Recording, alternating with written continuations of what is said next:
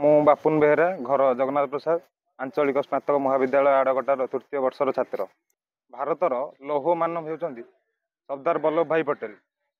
150ତମ ଜନ୍ମବାର୍ଷିକ ଅବସରରେ ଆମର ଗଣିଆ ଥାନା ପରିସର ଠାରୁ ଗଣିଆ ବସ୍ ଷ୍ଟାଣ୍ଡ ପର୍ଯ୍ୟନ୍ତ ଆମର ଗଣ ଦୌଡ଼ କାର୍ଯ୍ୟକ୍ରମ ଆରମ୍ଭ ହୋଇଯାଇଥିଲା। ଏଥିରେ ଛାତ୍ରଛାତ୍ରୀମାନେ ଯୋଗ ଦେଇଥିଲେ, ଆମେମାନେ ଯୋଗ ଦେଇଥିଲୁ। ତ ସହିତ ସର୍ଦ୍ଦାର ବଲ୍ଲଭ ଭାଇ ପଟେଲ ହେଉଛନ୍ତି ପ୍ରେରଣା, ଯୁବକମାନଙ୍କ ପ୍ରେରଣାର ଉତ୍ସ। ସେ ଦେଶପ୍ରେମ ଯେଉଁଭଳି ଭାବେ ଦେଶପ୍ରେମ ଏବଂ ଭଲ ପାଇବା ମାନବିକତା ଯୁବକମାନଙ୍କ ମଧ୍ୟରେ ରହିଆସିଛି ଏବଂ ତାହାକୁ ଆମେ ସୁଚାରୁ ରୂପେ ଆଜି ଗଣଦୌଡ଼ରେ ଏକତା ହୋଇ ଆମେ ପାଳନ କରୁଛୁ। ଆମେ ବହୁତ ସୌଭାଗ୍ୟ, ଆମେ ଲୌହ ମାନବ ସର୍ଦ୍ଦାର ବଲ୍ଲଭ ଭାଇ ପଟେଲଜୀଙ୍କର 150ତମ ଜନ୍ମବାର୍ଷିକ ଅବସରରେ ସମସ୍ତେ ଏକତ୍ରିତ ହୋଇ ଆମର ପୁଲିସ ହଉ କିମ୍ବା ସାମ୍ବାଦିକ ବନ୍ଧୁବାହିନୀ ହଉ କିମ୍ବା ସିନିୟର ସିଟିଜେନ୍ ହଉ ଏବଂ ଛାତ୍ର ସମସ୍ତେ ସ୍ୱତଃପ୍ରବୃତ୍ତ ଭାବେ ଭାଗ ନେଇ ରନ୍ ଫର୍ ୟୁନିଟି ଯେଉଁ ଥିଲା ଏକତା ବଳ ସେ ଜିନିଷଟାକୁ ସମସ୍ତେ ସ୍ୱତଃ ଭାଗ ନେଇ କଲେଜ ଗଣିଆ କଲେଜ ଠାରୁ ଚବଙ୍ଗ ଛକ ପର୍ଯ୍ୟନ୍ତ ଭାଗ ନେଇକି ପାର୍ଟିସିପେଟ୍ କରିଥିଲେ। ସେଥିପାଇଁ ମୋ ତରଫରୁ ଆମ ଗଣିଆ ପୋଲିସ ଷ୍ଟେସନ ତରଫରୁ ସମସ୍ତଙ୍କୁ ବହୁତ ବହୁତ ସ୍ୱାଗତ, ଧନ୍ୟବାଦ। ସୁନ୍ଦର କଥା।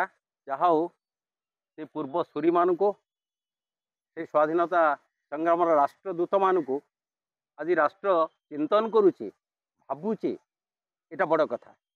ଆଜି ଥାନା ଅଧିକାରୀ ଆମକୁ ସମସ୍ତଙ୍କୁ ଡାକିଥିଲେ।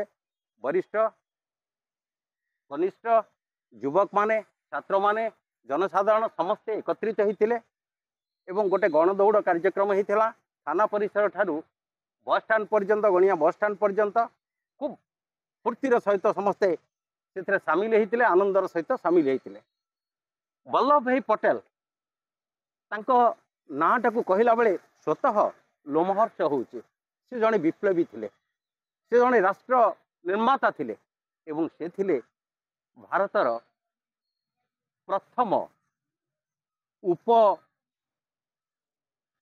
ପ୍ରଧାନମନ୍ତ୍ରୀ, ଯାହାକୁ କି ଗାନ୍ଧୀ ପ୍ରସ୍ତାବ ଦେଇଥିଲେ, କିନ୍ତୁ ସେ ଯୋଗ୍ୟ ଥିଲେ ପ୍ରଧାନମନ୍ତ୍ରୀ ହେବା ପାଇଁ।